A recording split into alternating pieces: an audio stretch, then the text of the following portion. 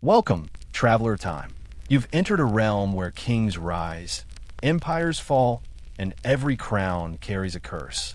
Today, we journey through the life of one of history's most fascinating monarchs, where love, power, and destiny intertwine.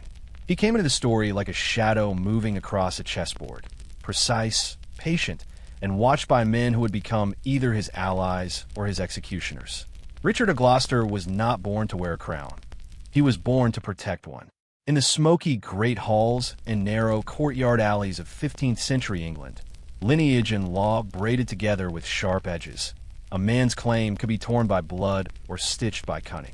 From the first, Richard's life was framed by family tragedy and the scent of ambition. A younger son of the House of York, he first learned the geometry of power as a soldier and guardian. As a brother whose loyalty to kin would be tested by the flames of civil war and the cold calculus of dynastic survival. This was a world where a single whisper could redraw the map of loyalty, where promises were brittle and daggers were often hidden in smiles. The boy who would become Richard knew how to move in the margins. He was small of body but quick of mind, trained in the arts of command and law. When his brother Edward IV ascended, Richard stood at the fulcrum of a restless kingdom. He built his reputation not on showy conquest, but on the hard architecture of competence, garrisoning castles, administering counties, and striking alliances that steadied a realm running uneven with recent rebellion. Those who stood beside him saw a man of exacting standards, a steward who could manage men and money with unflinching clarity. But competence and austerity are easy to mistake for coldness. In a court that thrived on spectacle and favor, Richard's straight lines cut across the loose embroidery of patronage. Yet the era demanded more than austerity. The Wars of the Roses had taught England that rule was never fully settled. It shifted like a battlefield fog, revealing new victors and new martyrs overnight. Richard's burly competence and legal mind made him indispensable to Edward, but made him dangerous to men who preferred the chaos of influence to the steady hand of reform.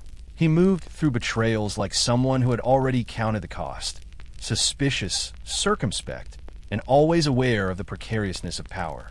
The first half of his life is the study of this preparation, the long patience of a man who learned to wait until the right moment to show his hand. Ambition, however, is an impatient companion. It does not abide only moral certainties or legal claims. It gnaws, it whispers, and it can transform a protector into an accuser and a brother into a rival. Richard's story bends toward betrayal because he lived in a time that made betrayal an occupational hazard. The sudden deaths, the shifting loyalties, the quiet purges of court. These were the tools with which kings and claimants carved out their names. Even as the Yorkist sun shone, the shadow lines remained. From his earliest victories to his mastery over the northern marches, Richard accumulated not only titles, but also enemies and rumors. Men who once saluted him began to measure the cost of his competence against their own appetite for influence. They saw in his orderliness a threat to their disorderly privileges. And when the crown itself became vacant of a true, stable leader, the boundary between guardian and usurper blurred into a single, fatal silhouette. When Edward's young heirs were taken into Richard's care, the purpose of his stewardship hardened into destiny. Guardianship, in the politics of the day, is not a neutral office. It is a lever that can tilt the kingdom. The English court required a visible pedigree, a clear line of succession. And when such clarity is absent, rumor begins to fill the void. In that void, Richard became both a linchpin and a target. The man tasked with protecting the realm, and the man whose very power could be used to remake it. For Richard, the law, once neat and certain, became pliable. For his opponents, it became a cudgel to beat him down. In the hush of council chambers and the clink of goblets, plans were hatched and loyalties traded. The human heart, hobbled by ambition, makes strange companions with paranoia. It was this spirit of the age, fearful, hungry, and always eager to calculate advantage, that would turn the life of a protector into the tragedy of a king. By the time the crown finally settled on Richard's head, many eyes that had once trusted him had already been edged by doubt. His coronation was a ceremony of brilliance and a prelude to suspicion. A crown could be both beacon and target. As the new king stepped into the light, murmurs gathered like birds before a storm. Nobles who had once served him now hunted for signs of overreach. The very acts that had made him the most capable steward, fortifying border defenses, enforcing law, centralizing authority, were recast by rivals as the maneuvers of an aspiring tyrant. In the slant of a smile, the tilt of a shoulder, enemies perceived the shape of the future and feared their own exile from it. Thus, the first fold of betrayal was not a single treacherous stroke, but a slow sharpening of will against will, a coalition of those who believed they had more to lose than to gain under his order. Yet even as plots gathered, Richard's hand was steady. He moved to consolidate rule with the same legal acumen and military discipline he had always displayed. Law codes were tightened, supporters rewarded with offices, dissenters watched. The king who once governed the north and defended the realm's borders applied these talents now to the throne itself. He proved a stern and efficient monarch in many respects. His administration sought to make the machinery of governance less the playground of noble caprice and more the engine of predictable rule. But predictability is a double-edged sword in a kingdom that worships drama. Men who had mastered the theater of court found themselves outmaneuvered by a ruler who preferred the ledger to the mask. Resentment metastasized into rumor, rumor into allegation, an allegation into a narrative that would follow him to the scaffold of judgment. There can be no betrayal without a betrayal's cause, and in Richard's case, cause and effect braided into a knot of personal and political misfortune. For every act Richard took to secure his position, there were men who interpreted it as confirmation of a darker ambition. Ancient grudges were remembered anew. Debts unpaid were turned into indictments of loyalty. A king who insisted on order appeared to some as a tyrant, and to others as a necessary corrective. The court's whispers hardened into open defiance when events provided a scapegoat, when fear asked for a face and found, in the geometry of Richard's career, an attractive one. Thus, the story of his rising power is also a study of how a culture of fear and greed can manufacture consent for betrayal, dressing it in pretext and sending it forth as inevitability. In the theater of history, Richard III's early life and rise were the slow assembling of a script whose later scenes would be read as tragedy. Yet the tragedy had multiple authors, enemies who sharpened knives in secret, allies who would recalculate their loyalty when kingship cooled into peril, and a monarch whose competence slid into suspicion. This is not a tale that reduces easily to black and white.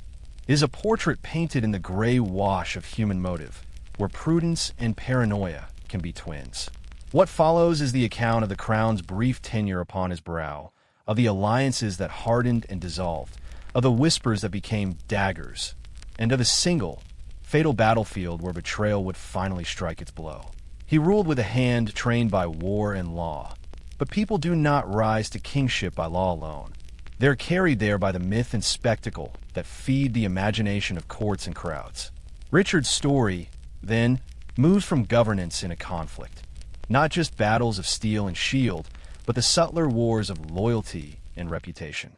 Allies became suspects, treaties turned into instruments of leverage, and the central axis of the drama, the disappearance of two young princes who had been placed under his care, became the living thunderhead of accusation.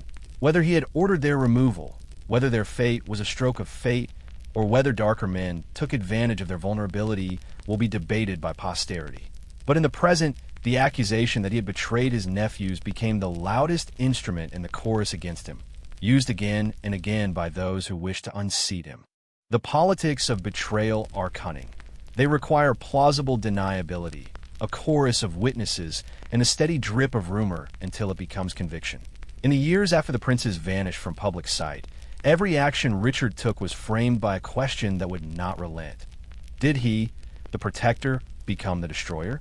The court that once applauded his efficiency now read his decrees as confession. The men who had profited from ambiguity now wanted clear answers. Those who feared the consolidation of authority found in this question the seed of revolt. Alliances formed in the west and north, whispers crossed the sea, and a new challenger emerged who sensed in England's weariness the chance to seize a crown.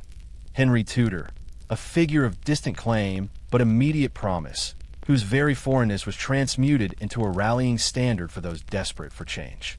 Richard met rebellion with the instruments he knew best: swift movement of troops, legal proclamations, and the attempt to dominate narrative. He offered charters and pardons to some, iron to others. But betrayal is rarely one single act. It is frequently a pattern. When the enemy within has both motive and momentum, the battlefield shifts from the field into the heart. As Henry's forces gathered, those dukes and lords who had once tested Richard's patience now measured their chance. The moment to throw their weight against him arrived at Bosworth Field, where not only arms but oaths would decide who lived and who died by the verdict of steel. It is at this collapse where Richard III's betrayal becomes more than historiography. It becomes the lens through which his reign is remembered. At Bosworth, betrayals consolidated into a single, fatal narrative. Allies turned away, certain nobles withdrew their support, and one critical defection changed the battle's course. For Richard, who had spent a life calculating the math of loyalty, this was the cruelest lesson, a calculus that failed him when the variables he had counted most on suddenly altered.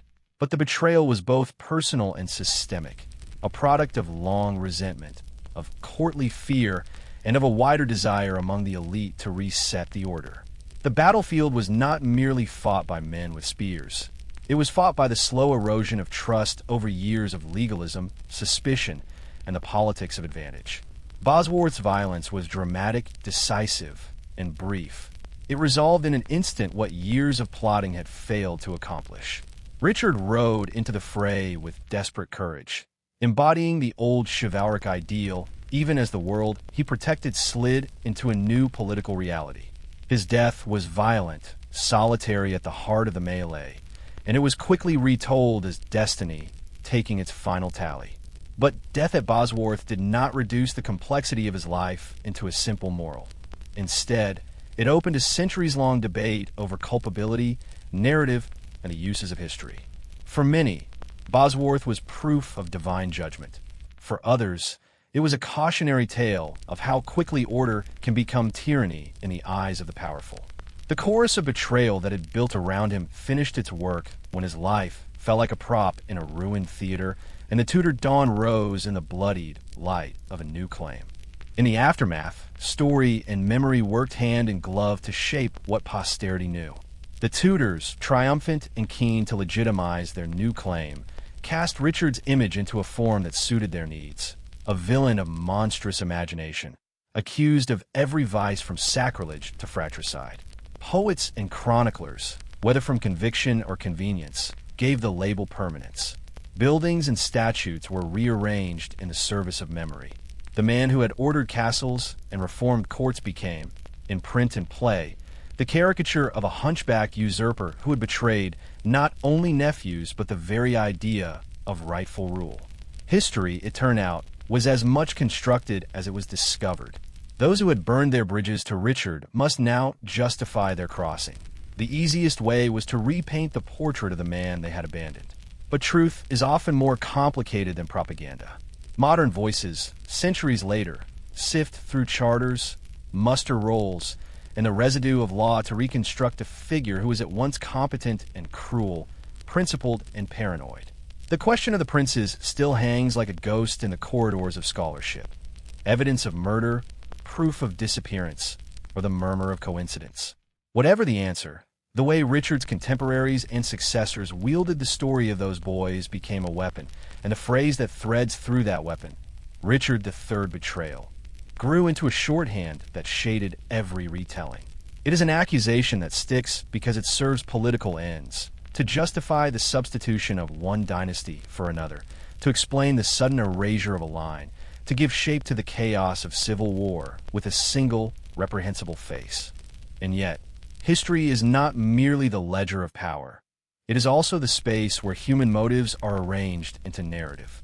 To remember Richard only as villain is to deny the texture of his governance, the reforms he sought, and the competence that saved counties from chaos.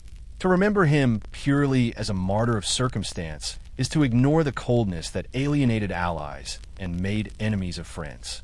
His life sits in that uneasy middle ground, where monstrous accusation and tragic misreading meet and do not easily reconcile. The ultimate betrayal, then, is not only the act of those who turned their spears at Bosworth, but the larger betrayal of nuance by history itself. The ease with which complexity becomes caricature for the convenience of power. Centuries later, the echoes of Richard III still haunt the ruins of history. If stories like this fascinate you, don't forget to like and subscribe.